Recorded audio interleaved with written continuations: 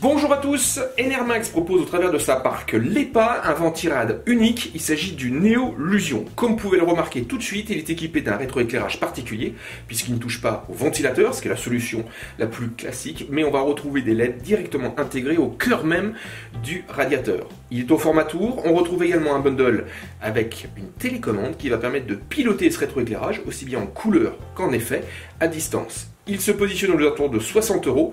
Présentation de ses principales caractéristiques, il s'agit du Neo Lusion de chez LEPA. Ce Neo Lusion est donc un ventirad signé Enermax et commercialisé sous la marque LEPA.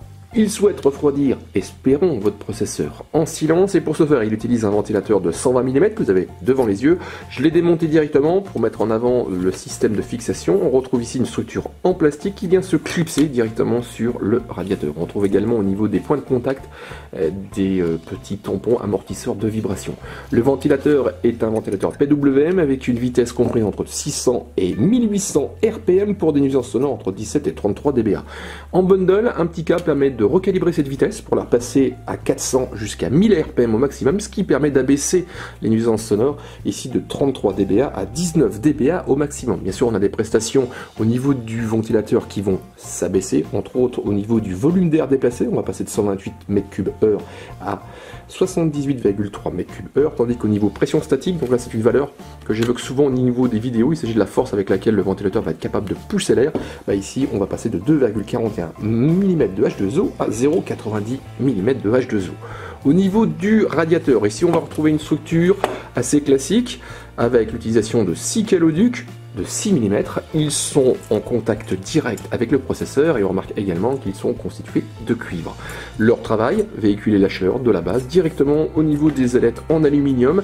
On a une structure assez serré. Et sur le haut, on a une plaque relativement travaillée, en particulier avec un logo, donc comme je vous dis, on va le voir tout à l'heure, qui est rétroéclairé, et on n'a peut-être pas de terminaison au niveau des caléoducs. Par contre, vous remarquerez peut-être que sur chaque caléoduc, on a une petite structure qu'on va retrouver sur chaque ailette, et cette structure répond à un nom bien particulier, ça s'appelle le design VGF pour Vortex Génération Flow, et l'objectif ici est d'enrouler l'air au niveau de chaque caléoduc afin de favoriser la dissipation thermique, et donc dans l'absolu d'améliorer le refroidissement. Et toujours dans ce côté un peu particulier de ce ventirad, on retrouve une structure au niveau des pales du ventilateur, où là on a un système de creux et de bosse. L'objectif là est encore de pouvoir améliorer le passage de l'air en augmentant son potentiel au travers des différentes ailettes en aluminium. Et cette structure, donc ce design au niveau des pales, porte également un nom, il s'appelle du DCB pour Dual Convex Blade.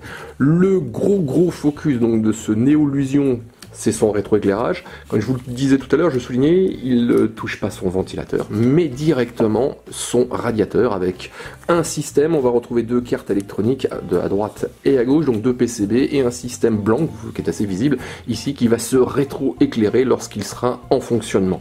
Et petite particularité, on retrouve au niveau du bundle une télécommande que vous avez sous les yeux. Elle profite donc d'un petit cache siliconé avec un système d'aimant pour pouvoir la mettre sur le côté latéral de votre boîtier et de pouvoir changer à votre guise donc la couleur, les effets, gérer également l'intensité ou directement couper le rétroéclairage. Donc ici, je vous ferai une petite démonstration à la fin de cette présentation. Donc ce Neo Lusion est un ventirad. On va peut-être parler des dimensions juste avant de se quitter. Assez conséquente, faites attention au niveau de la hauteur, surtout 161,7 mm. Au niveau de la largeur, de l'épaisseur, on est à 40 mm, tandis qu'au niveau donc de la largeur, cette fois-ci, on est à 126 mm. Il est compatible avec quasiment tous les sockets du marché. Chez Intel, ça va du 1150X jusqu'à du 750 en passant de 1366 et 2011, tandis que chez AMD, on va aller sur de l'AM2, AM2+, AM3, AM3+, FM1, FM2 et FM2+. Je vous propose qu'on puisse se retrouver prochainement sur Jinfoo pour un test complet. On regardera donc ses prestations en termes de dissipation thermique, mais également son silence de fonctionnement et ses besoins énergétiques. Et donc juste avant de se quitter, le mieux c'est que je vous fasse une petite démonstration de ces possibilités, donc en rétroéclairage avec l'utilisation de cette télécommande. J'ai donc mis le Néolusion sous tension, aussi bien au niveau de son ventilateur qu'au niveau de son rétro-éclairage. Au niveau de la télécommande, il y a un petit film protecteur à enlever afin de pouvoir activer la pile pour qu'elle puisse alimenter la télécommande. Donc je vais peut-être allumer directement le rétro-éclairage. Donc là, ça se fait à distance, comme je le précisais tout à l'heure. Ici j'ai une couleur rouge, je vais pouvoir choisir le coloris que je souhaite. Il y a pas mal de possibilités, donc on va peut-être pas par exemple prendre du blanc. Je vais pouvoir également appliquer différents effets. J'ai un effet flash ici.